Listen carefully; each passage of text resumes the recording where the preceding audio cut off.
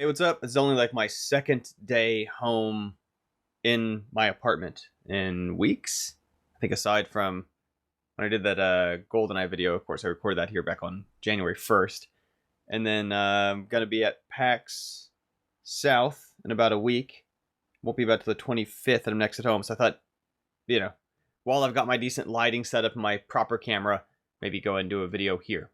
And what I want to talk about today is just the kind of virtue of when someone's struggling at something. And I think we can sometimes read that as a negative, whether it's our observation of ourselves, whether as if we see a classmate who's doing something they don't seem like they are good at or good at yet, whether it's something where as a teacher, as an educator, as a trainer, when we see someone they're doing something that they're not great at, there's a lot of good going on there. And I think sometimes our incentives that we've had in the past have unfortunately kind of reprogrammed us from recognizing how good that is. And I say these incentives, I mean things like when you're on a school project and, let's just say we have a group of us. Maybe someone in our group is going to make a name, Terry. Terry's not particularly good at designing a poster. But out of the team, Terry's taking that on. We see him having a difficult time with it, and we might feel a little concerned because we think that's going to affect our grade. But of course, the reality is the fact that he's not good at it is why he's more likely to be learning some things in the process of doing it. That the next time he attempts such a thing, he's going to be that much further ahead. And so if we prioritize someone getting better at it, the people coming away from the process better than they entered it, then that's quite often where some people struggling with what they're doing can be a good thing. I had a classmate who was in undergrad, and I remember basically they had a speech class, and he was having to watch a video of a presentation he gave, and he knew, if he found it very painful, he had a lot to work on. But that means he's getting so much more out of that exercise than someone else who takes that class because they're already good at it. And obviously there's nothing wrong with improving a thing you're already good at. There's certainly market value in doing so. And that's another place where I think the incentives have messed us up, because in a workplace, if we see a coworker doing something that they are not yet good at, well, we might worry about, is that going to affect our end product? And this is part of why it's so important that even if you are doing something commercially, that you're finding an outlet in your life to be doing practice. Harmless, non-commercial practice. And it's why Home Team Game Dev, my club that I run, is built the way that it is for people to be able to safely do that kind of practice. For someone who is not yet good at sound or music or art or programming or whichever area, maybe multiple areas, to get some of that discomfort out of their system in a way that they aren't having to worry about, is it hurting my classmate's grade? Is it going to hurt our company from our relationship to the customer?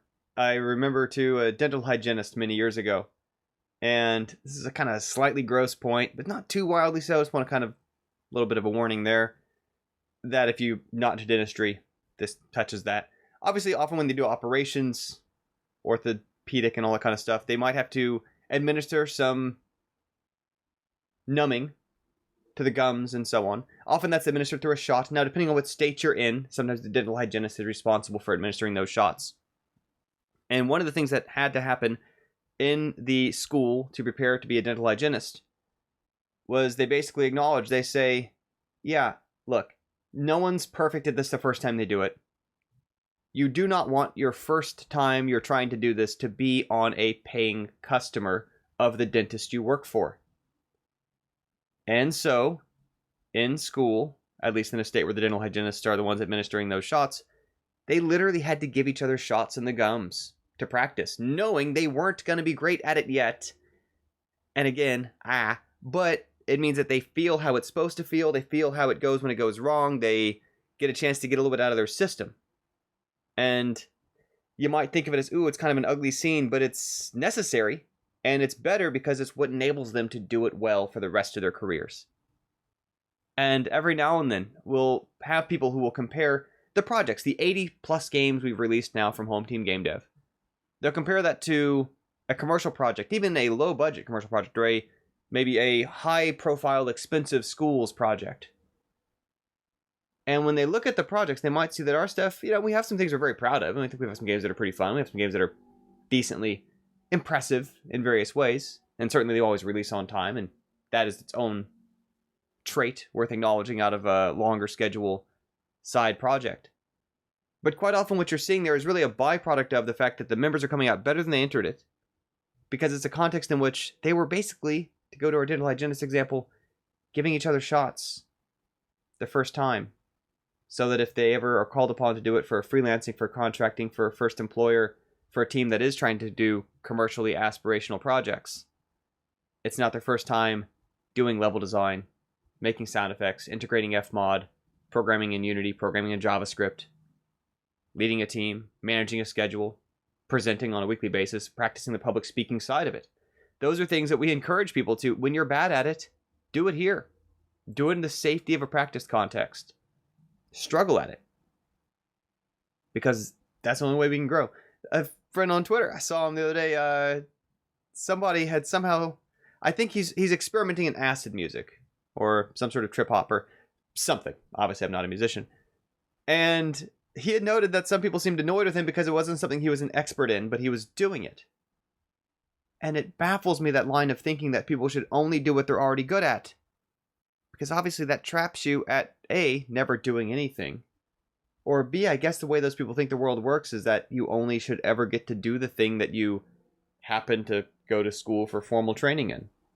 Which is ridiculously limiting for the one life that we have. And I don't know about your situation, most people have 0 or 1 degrees to work with. If you want to be able to branch outside that and enjoy the many variety of things that are in the world, it means doing things that you're not an expert at, because that's where experts come from.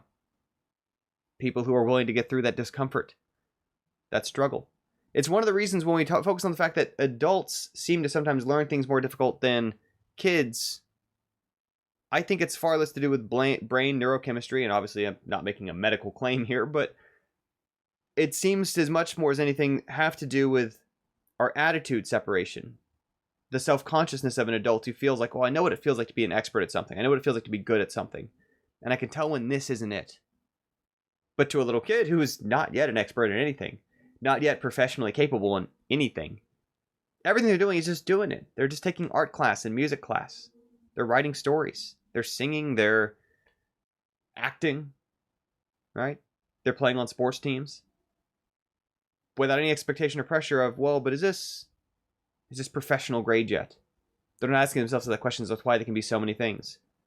And one of the most, I think, useful skills out of whatever traits I've got working in my favor has been my shamelessness, obviously, in doing things that I'm not yet good at, and accepting that, yeah, that's going to be the process.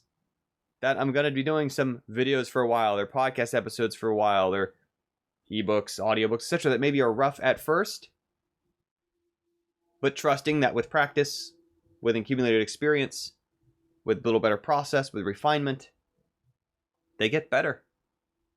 They get better. And the more we sort of start building that support and that evidence from the struggle that we've gone through, the less and less we have to struggle at it. The learning is often also much faster, much bigger, much more substantial at the steepest part of that learning curve. And it can feel frustrating when, since working with programmers is often what I'm doing, everything they seem to be doing is wrong. What that really means isn't, again, that they're failing. What it means is that every single thing that they're doing is a chance to be learning something about it. As opposed to the diminishing returns of expertise. Again, it's worth continuing to learn what you're good at too, to build upon your strengths, but the more experience you have at something, the harder it can be to find something that's still useful and practical to you to be learning. That's part of the challenge as you gain experience in something, is to figure out what's next. When you're a beginner, anything can be next. It's all a struggle because it's all an opportunity to learn something. Got a big target to hit in terms of ways to struggle, to grow from it.